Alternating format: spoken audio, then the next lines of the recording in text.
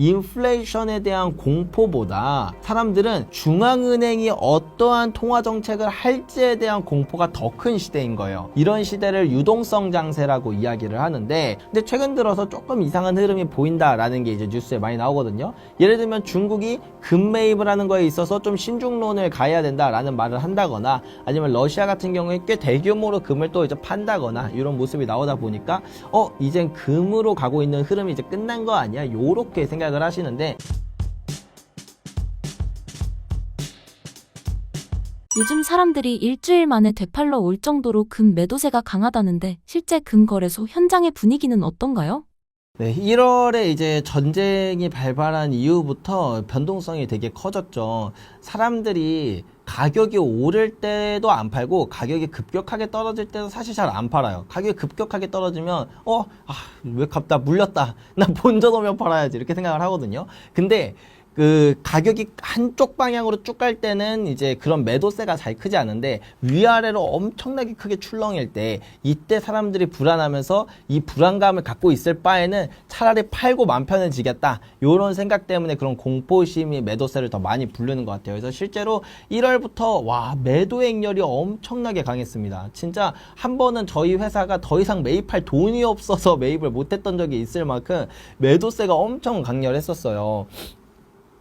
예, 그만큼 사람들의 공포심이 얼마나 크다, 얼마나 큰지를 충분히 체감할 수 있었고, 이거를 일반인 분들이 알 수 있는 방법은 뭐냐면, 우리나라는 이제 우리나라의 국내 금시세와 그 다음에 국제 금시세가 다르게 움직인다라는 걸 아셔야 되거든요. 제가 전에 한번 출연했을 때는 한창 금가격 많이 올랐을 때 출연했을 때, 우리나라의 김치 프리미엄이 너무 비싸서 지금 같을 때는 실물이나 KRX로 투자하시는 것보다 ETF가 낫다, 이런 방식으로 이야기를 드렸던 때가 있었을 거예요. 이처럼 국내 금시세와 이제 국제 금시세의 괴리를 보면서 지금 우리나라가 좀 어떻게 금 투자에 대해서 좀 과열됐냐, 혹은 좀 공포에 떨고 있냐, 요런 걸 알 수 있는데, 요즘에는 역김치 프리미엄, 그러니까 사람들이 금에 대한 수요는 적은데 팔러오는 그 공급만 엄청나게 많은 요런 상황이 발생하고 있다라는 걸 요 수치를 통해서 알 수 있거든요. 그래서 그런 역김치 프리미엄이 이제 자주 등장을 했었다는 부분을 볼 때, 지금 되게 매도세가 강했구나.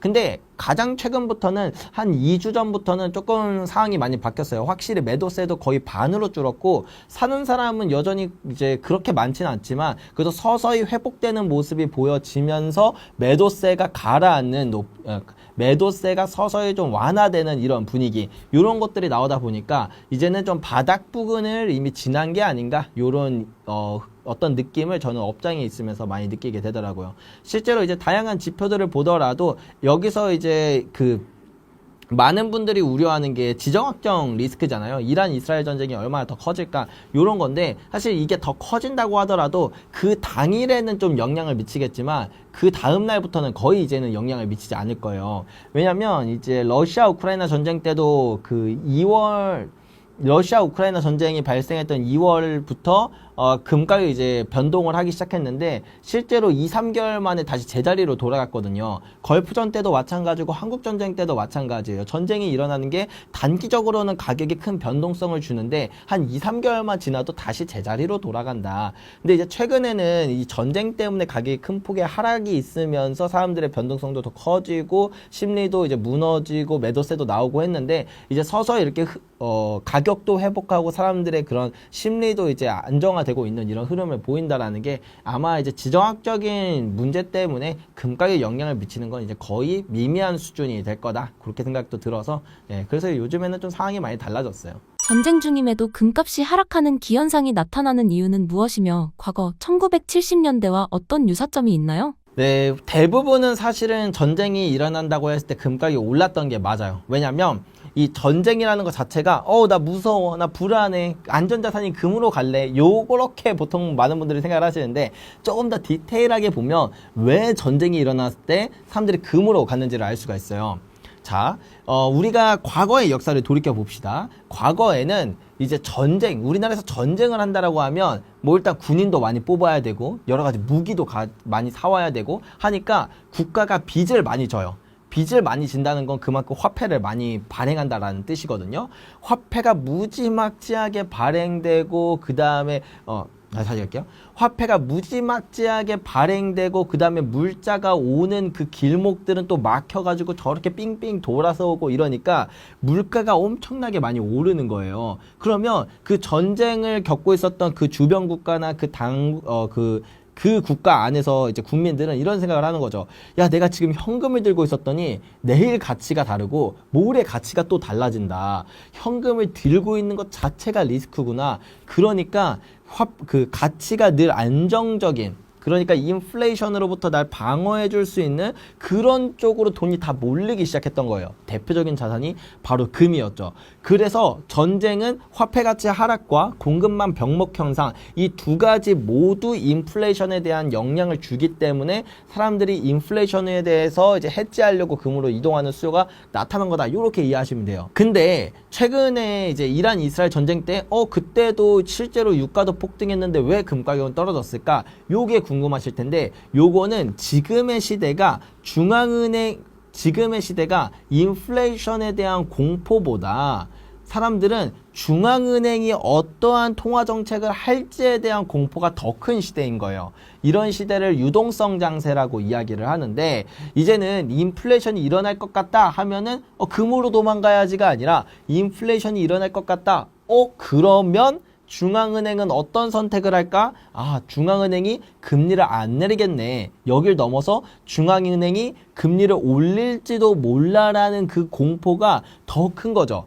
금리도 올라가고 물가도 상승하는 이런 흐름에서 경제는 어떨까요? 경제는 되게 많이 침체될 수 있겠죠. 그렇다 보니까 이제 뭐 금이든 주식이든 비트코인이든 대부분 자산들이 다 같이 하락하는 이런 커플링 현상도 나타나면서 유독 금 가격도 이렇게 하락했던 그런 모습이 나타난 거다. 이렇게 볼 수 있고, 요게 제일 비슷한 게 이제 1974년이 제일 비슷해요. 1973년 이제 4차 중동 전쟁이 이제 4차 중동전쟁이 나타나면서 오일 쇼크가 터졌거든요. 그때 유가가 막 폭등하니까 폭등하는 바로 직후에는 금 가격도 슬쩍 따라오르려는 그런 모습이 보여지다가 곧바로 이제 다시 아까 말씀드렸던 중앙은행의 스탠스가 긴축적으로 갈지도 모른다라는 사람들의 그 두려움이 금 가격을 다시 밑으로 내려가게 만들면서 유가는 폭등하는데 금 가격은 마이너스 40%나 하락하는 그런 이제 지금과 거의 똑같은 일들이 벌어졌었다. 그래서 그 이후에 이제 상황을 보면 실제로 중앙은행이 금리 인상을 단행하자 오히려 금 가격이 상승하기 시작했었어요. 왜냐면 지금 많은 분들이 이제 걱정하는 게 금리가 인상되면 금엔 안 좋을 거야 라고 생각을 하는데, 실제로 투자자들은 어떻게 느끼냐면 단순히 금리 인상만 보는 게 아니에요. 그 금리 인상을 하는 이유를 봐요. 근데 만약에 지금의 상황에서 금리 인상이 일어난다? 라는 건 경제가 좋아서 금리 인상을 하는 게 아니라 물가가 너무 오를 거니까 어쩔 수 없이 금리를 올릴 수밖에 없어서 금리를 올린 게 되겠죠. 이제는 금리 인상을 한다는 건 인플레이션이 고질적일 거라는 그런 강한 투자자들의 확신을 주게 되고, 그렇기 때문에 이제 많은 자산들이 금으로 이동하는 흐름이 나타나게 될 거다. 실제로 1970년대에도 그 초반에는 금 가격이 이렇게 쭉 떨어지면서 조정을 겪다가 금리 인상이 시작하자마자 이제 결국에는 1970년 전체를 볼 때 금 가격이 26배나 폭등을 하는 기염을 토해내고 나서야 다시 정상화되는 모습을 보여줬거든요. 그래서 지금 우리도 가격이 이렇게 하락한 건 너무 단기적인 이슈다. 장기적으로 볼 때 오히려 금 가격의 상승 모멘텀은 더 많이 남았고, 금리 인상이 실제로 단행된다고 하더라도 그게 금 가격을 밀어올리는 그런 기폭제가 될 가능성이 크니까 지금 뭐 다양한 부분들을 볼 때 지금은 공포라기보다는 위기가 아닌 기회다. 이렇게 바라보는 게 더 맞는 해석이 될 것 같아요. 달러가 더 이상 안전자산으로서의 지위를 계속 유지할 수 있을지 대해선 어떻게 보시나요? 단기적으로는 달러가 강해질 수 있어요. 뭐 경제 위기가 오든 경기 침체가 오든 하면은 빚을 갚아야 하니까 달러를 사서 갚아야 돼서 달러에 대한 수요가 쭉 늘어나고, 그리고 이제 사람들이 현금을 더 많이 찾게 되니까 다른 자산들을 팔면서 달러에 대한 수요가 더 유독 몰리면서 그렇게 폭등하는 현상이 나타날 수 있거든요. 뭐 2020년 코로나 팬데믹 때도 그랬고, 2008년 글로벌 금융위기 때도 그랬고, 그 다음에 뭐 IMF 때라던가 대공황 때도 다 비슷한 그런 일들이 있었죠. 자, 근데 이제 우리가 단기적인 걸 좀 넘어서 중기적, 장기적으로 본다라고 한다면 결국엔 이미 달러에서 멀어지고 있는 흐름이 나타나고 있다는 건 팩트다. 2000년을 기준으로 보면 전 세계 중앙은행들이 외환보유고에서 차지하는 달러 비중이 70% 정도가 됐었어요. 근데 지금은 이게 58%까지 떨어졌습니다. 이미 50%대까지 내려왔다라는 거예요. 그리고 전 세계 중앙은행들이 금을 사는 흐름은요. 2010년부터 한 해도 빠짐없이 사고 있고 2022년 러시아 우크라이나 사태가 터진 직후부터는 1950년 이후부터 가장 높은 수준의 금 매입을 매년 이어가고 있어요. 자, 중앙은행이 또 금을 얼마나 샀냐? 이것도 한번 보면 되게 재밌는데, 근본이자였던, 금 자체가 돈이었던 시기 때보다 지금 중앙은행들이 보유하고 있는 금 보유량이 더 높아졌어요. 그러니까 이미 달러만이 안전자산이야 라고 말했던 시기에서 달러를 들고 있는 건 이제 리스크야 라고 완전히 바뀌었기 때문에 시장이 금으로 이동하고 있는 흐름, 달러에서 벗어나는 이런 흐름이 나타나는 건 너무 당연하다 이렇게 볼 수 있겠고, 그 다음에 미국의 부채 문제도 사실은 이미 이제 더 이상 해결할 수 있는 임계점은 지났거든요. 이거를 좋게 해결하는 방법은 없다고 보시면 되고, 여기서는 이제 극단적인 방법밖에 없는데 뭐 그 인플레이션을 통해서 부채의 가치를 활활 태운다던가, 이게 대부분의 제국들에서 가장 많이 했던 선택이고, 아니면 이제 거의 유일하게 성공적인 방법이라고 한다면 생산성 혁신을 만들어내는 건데, 뭐 2차 산업혁명이라던가 3차 산업혁명처럼 진짜 말도 안 되는 생산성의 혁신을 만들어내는 건데, 그것 때문에 사실은 미국도 그렇고 전 세계적으로 많은 국가들이 AI에다 그렇게 많이 투자를 하는 이유가 그런 부분이에요. 근데 그게 성공한다고 하더라도 그 과정 가운데서 막대한 자본이 투입돼야 되기 때문에 그게 결국에는 이번에 금 가격 상승 사이클과 맞물려서 달러 가치가 크게 하락하는 데는 어쩔 수 없다. 그래서 우리는 이제 좀 더 긴 호흡의 관점에서 항상 바라보는 게 되게 중요하니까, 그런 이제 큰 틀을 보고 마지막 목적지를 정하고 그 과정 가운데서 다양한 뭐 조정도 있고 횡보도 있고 또 가파른 상승도 나타나고 요런 일들이 나타나게 될 텐데, 그런 것들 하나의 이슈에 너무 몰두하지 않는 게 좋을 것 같다, 이런 말씀 드리고 싶어요. 요즘 전 세계 중앙은행들이 달러를 버리고 금 매입의 구체적인 흐름은 어떠한가요?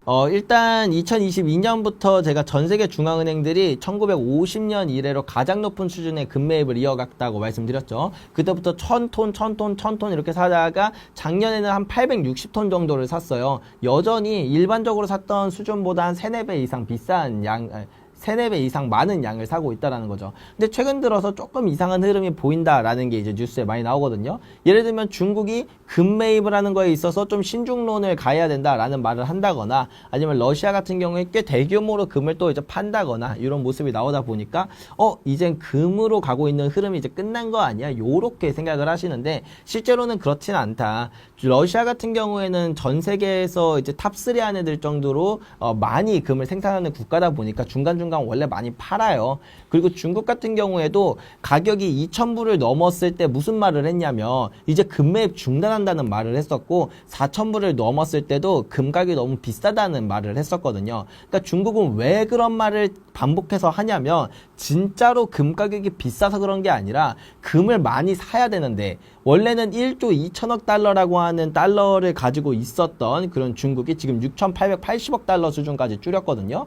근데 아직도 6,880억 달러라는 많은 양의 달러가 남았으니까 이걸 금으로 바꿔야 되는데, 금 가격이 올라가면 올라갈수록 같은 돈으로 살 수 있는 금의 양이 점점 적어지거든요. 그래서 이제 중국이 시장을 자극하지 않기 위해서 때때로는 가격이 너무 많이 올랐을 때는 이제 서방이 했던 그런 통제를 이제 같이 하면서, 뭐 예를 들면 증거금 인상이라던가 거래 정지라던가 뭐 그런 부분을 통해서 가격 안정화에 이제 힘쓰려는 그런 노력을 많이 한다. 그게 이제 중국이 금이 안 올라갈 거라서, 혹은 금이 이제 필요가 없어서 그러는 게 아니라 반대로 금이 너무 필요하기 때문에 그런 언론 플레이들을 하는 거다라는 걸 생각해 보시면, 실제로 전 세계 중앙은행들의 금 매입량은 올해 1분기에도 상당한 양이 나올 거라고 이제 세계금협회가 예상하고 있고, 올해 전체 기간을 볼 때 여전히 사상 최고치 수준의 그 정도의 금 매입이 이어질 거라고 예측을 하고 있어요. 그렇기 때문에 우리는 이런 큰 흐름을 보고 바라보는 게 제일 좋다. 특정 하나하나의 뉴스를 보면 뭔가 이상하다고 느끼기 마련이거든요.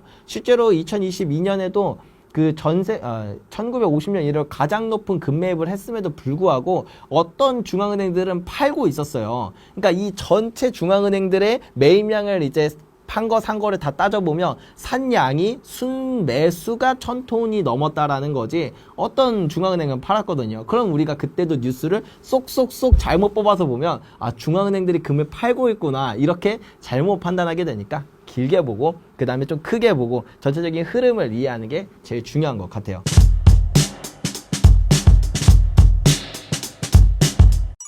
최근 AI 혁명과 탈세계화 흐름이 동시에 진행되면서 자산 시장에 큰 판이 바뀌고 있다는 이야기가 나오는데 지금 시장에서 가장 큰 변화는 무엇인가요?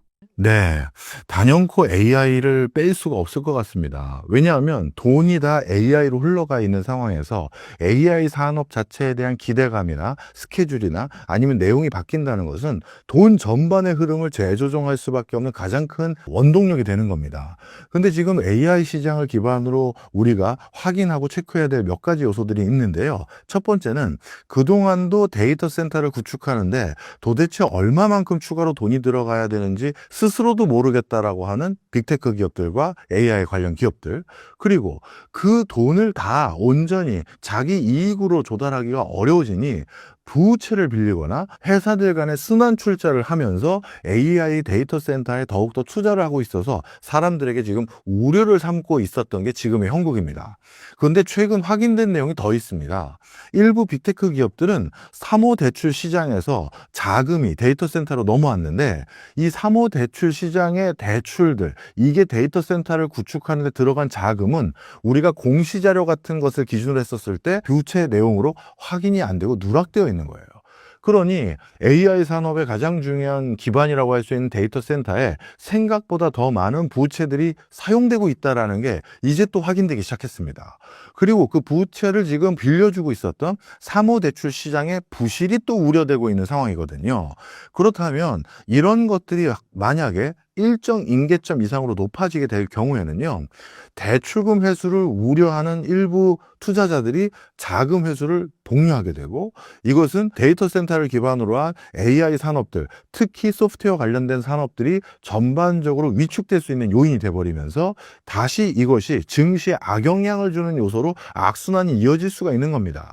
그러다 보니까 지금 현재 가장 우리가 주목해야 될 첫 번째 요소는 바로 AI다. 저는 이렇게 봅니다. 강의에서 분산 투자나 장기 투자가 예전처럼 잘 통하지 않는 이유는 뭔가요? 네, 이게 자금 쏠림 현상 때문인 것 같아요. 저도 여러 가지 분산 투자도 해보고 때로는 약간 집중 투자도 해봤는데 최근 한 2, 3년 동안에는 집중 투자로 인해서 거뒀던 수익률이 훨씬 압도적으로 높았습니다. 사실 이렇게 보시면 우리 금방 이해하실 수 있을 것 같습니다. 우리 코스피가 요 근래 가장 잘 나갔을 때가 6,300 가까이 찍었었던 그 시점인데요. 그때 코스피가 6,300까지 올라왔을 때 가장 그 견인을 했던 종목은 SK 하이닉스와 삼성전자, 그리고 이를 기반으로 한 전후방 밸류체인에 소속되어 있는 기업들의 주가였습니다. 그런데 이 반도체 관련한 기업들의 주가를 싹 걷어내고 나머지 기업들만 가지고 코스피 종합주가지수를 계산했었을 때는 제 기억으로는 4,500선밖에 안 됐어요.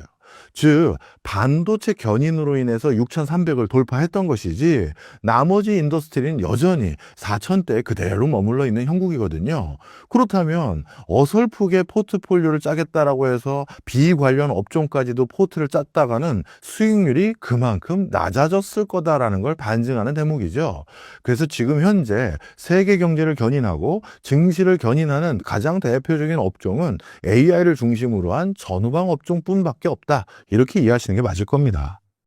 자금이 소수 핵심 자산으로 집중되는 현상이 강해지고 있는데 이른바 빅머니의 흐름은 어떤 기준으로 움직이나요? 사실 빅머니의 흐름이 크게 세 가지로 귀결되는 것 같습니다. 전 세계적으로 2020년 이후 급격히 대두된 첫 번째 흐름 중에 ETF 상품의 비중이 굉장히 높아졌다는 겁니다. 그럼 이 ETF 상품은 개인들이 이제 직접 투자하는 것이 아니라 누군가에게 ETF 펀드로 내가 돈을 넣을 테니 내 대신 운용을 해주세요라는 그런 전문 기관에게 맡긴 건데요. 이들 기관이 어느 기관이든 간에 우리는 특색이 있고 이색적인 투자 해봐야지라는 생각 때문에 가장 그 업종에 리딩하거나 지금 가장 시장 트렌드에 부합하는 회사들을 빼고 나는 남다른 길을 갈 거야 라고 하면서 이상한 변죽만 올리는 회사를 투자하는 곳은 없어요. 그러니 이 ETF 자금에 들어간 거는 당연히 지금 흐름 속에서 빅테크 기업 중에 누구든가 아니면 M7 기업 중에 누구든가 한국을 비롯한 반도체 밸류체인 중에 누구든가에 그 자금이 들어갈 겁니다. 그러면 내가 투자한 ETF 자금은 일부 빅테크로 들어가고요. 그리고 투자하는 사람들 중에서 ETF 말고 나도 직접적으로 투자해봐야지 하면서 직접 자금을 운용하는 사람이 있어요. 근데 직접 자금을 운용하는 사람들 역시도 마찬가지죠.